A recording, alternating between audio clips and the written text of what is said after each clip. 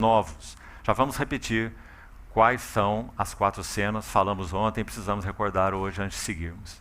Então, a parábola contada anuncia que o judaísmo, o arraial judaico, ele se tornou um odre completamente enrijecido, velho. Essa é a característica do saquinho, da vasilha de couro, o saco de couro, chamado odre, no qual era colocado o vinho, odre novo, um saco de couro novo, com um vinho novo, para que esse vinho fermentasse nesse odre, ambos se conservassem, digamos, envelhecessem juntos, e ali pudesse ser obtido, então, o melhor vinho. Mas um odre já usado, velho, enrijecido, inadaptável, ele não poderia receber o vinho novo. O vinho novo explodiria o odre velho. Porque o vinho novo é o vinho doce, como falamos ontem, então ele fermentaria num odre enrijecido e ele destruiria o odre. Você viu a seriedade, a gravidade do que o Senhor está dizendo?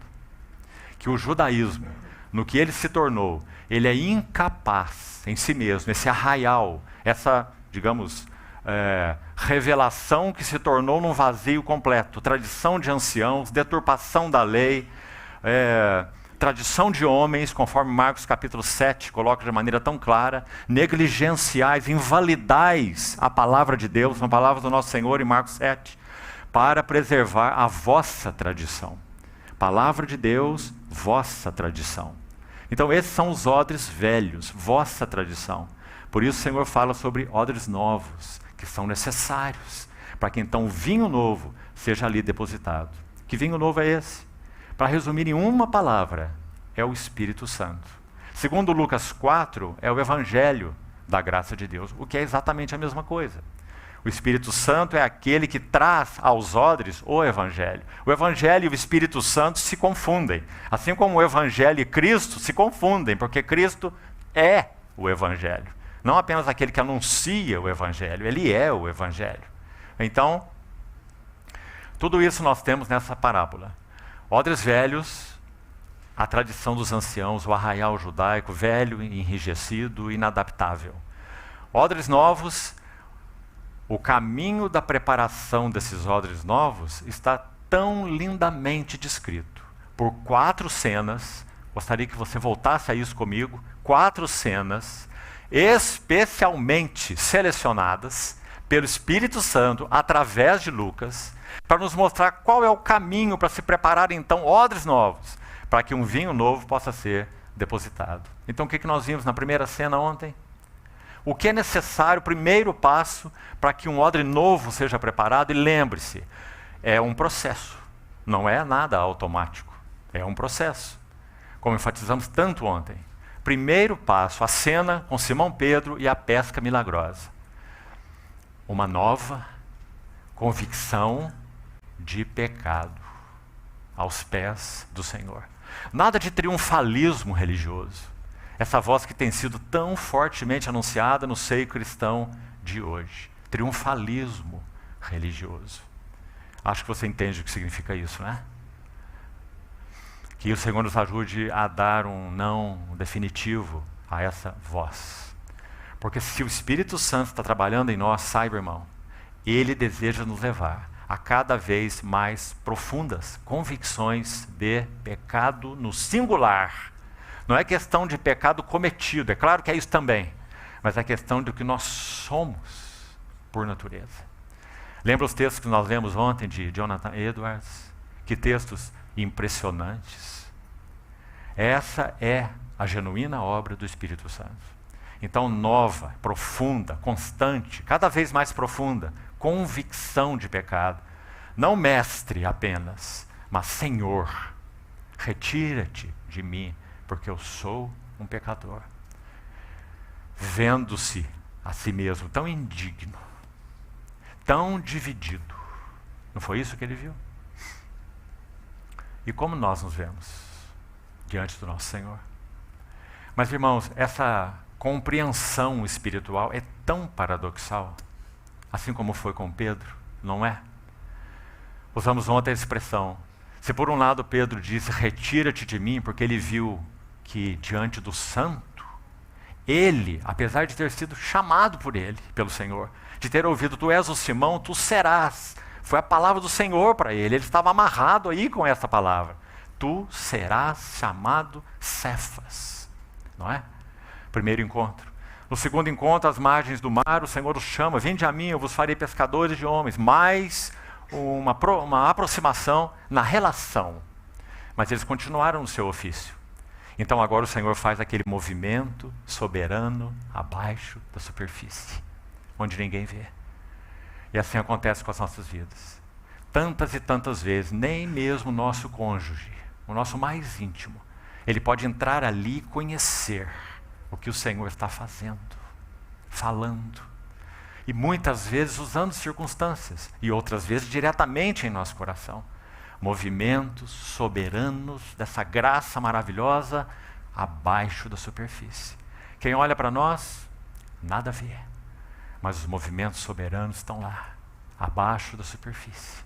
Com qual finalidade? Verso 8 do capítulo 5. Pedro, então, disse, Senhor, prostrou-se aos pés do Senhor e disse, Senhor, retira-te de mim, eu sou um homem pecador. Qual a finalidade, qual o propósito dos movimentos soberanos, ocultos em cada um de nós? Levar-nos a nos prostrarmos aos pés do nosso Senhor Jesus. Que bonito cântico cantamos no início, não é? Baseado talvez no capítulo 7 de Lucas. Aquela mulher chamada mulher pecadora, que adentrou, que irrompeu para dentro da casa de um fariseu, Simão. Estava lá sentado e julgando o Senhor Jesus, achando que ele era o máximo, no máximo, um pregador itinerante de pés empoeirados. Porque ele disse, se ele fosse um profeta, ele saberia quem é ela. Aquele fariseu não considerou o Senhor nem mesmo um profeta. Mas aquela mulher irrompe para dentro da casa daquele fariseu e se lança. Mais uma cena de tantas como citamos ontem, aos pés do Senhor. E ela rega seus pés com as suas lágrimas. O que o fariseu não viu, ela viu. E se derramou aos pés do Senhor. A quem muito se perdoa, muito ama. Bendito seja o Senhor. É isso que Ele quer fazer conosco, meus amados irmãos. Então que Ele nos conduza a mais profundas convicções de pecado. E como nós dissemos, é paradoxal. Porque ao invés disso nos lançar para dentro de nós, eu sou isso, eu sou nojento, eu sou horroroso, e nos levar a fugas psicológicas, ou seja lá o que for, ou quem sabe lá para a autoanálise, essa visão diante de Jesus vai nos levar aos pés dele. Aos pés dele. Porque é só aos pés dele que nós podemos ser curados. Por isso nós temos o próximo cenário.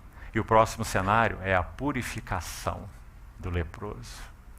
Meus irmãos, após uma nova convicção de pecado, qual é o caminho aberto para nós, pela graça de Deus? Uma nova, e repetindo, novas, porque é processual.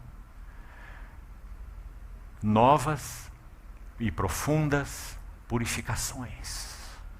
Então nós temos esse relato tão precioso, que vamos buscar então examinar algo dele. Vamos lá.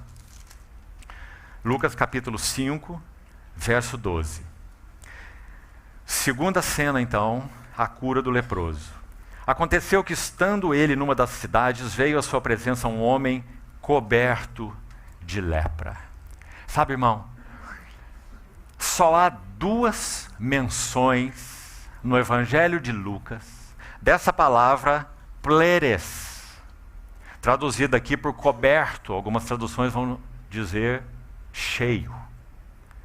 Porque falamos, Lucas é tão minucioso. Mateus não vai registrar assim.